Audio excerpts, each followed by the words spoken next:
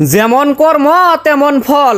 ভিডিওটা দেখেন, শিক্ষামূলক একটা ভিডিও। এই নেন, খেয়ে আমার উত্তর করেন। দাঁড়াও বৌমা, তুমি তো দিন দিন আমার সাথে কুকুর বিড়ালের মতন আচরণ করতেছো। এই শোনো বুড়ি, সংসারে কোনো কাজেই তো আসো না। অকর্মা বুঝে একটা, কুকুর বিড়ালের মধ্যে ফেলবো না তো কি করব? বৌমা, তুমি আমাকে এরকম কথা বলতে পারলা? আমি সংসারে বোঝা। মা, তুমি দাদিরা বকতেছো কেন? দাদি মুরব্বী মানুষ না, তুমি এখনই দাদির কাছে ক্ষমা চাও। এই তুই চুপ কর, দাদির পক্ষ থেকে কথা বলা হয়েছে, বেয়াদব হয়ে গেছিস। বেশি কথা বলে থারবা দাঁতটি ফেলাই দিমু। কর। দাদু ভাই, তুমি কিছু বলো না। আমার জন্য তোমার মার হাতে বকা খেও না।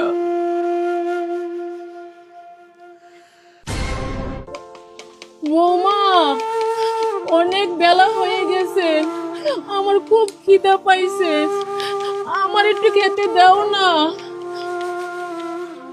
উফ, সেই কানের কাছে ঘানট ঘানট শুরু হয়েছে। নাই নাই, ভাতটা পানি দিয়ে মিশায় খায় নেন। বৌমা, খালি খালি ভাত দিয়ে মরিচ দিয়ে খাওয়া যায়?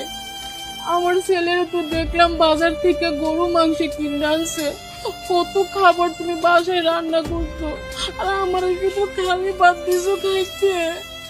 যেটা দিয়েছি সেটাই খেয়ে নেন। বুড়া বয়সে শখ কত গরুর মাংস খাবে। দাঁড়াও বৌমা, আমি আমার ছেলের কাছে বললা নেই। বাবা, ও বাবা। কি হয়েছে? খাওয়ার সময় তো চিল্লাচিল্লি করো কেন?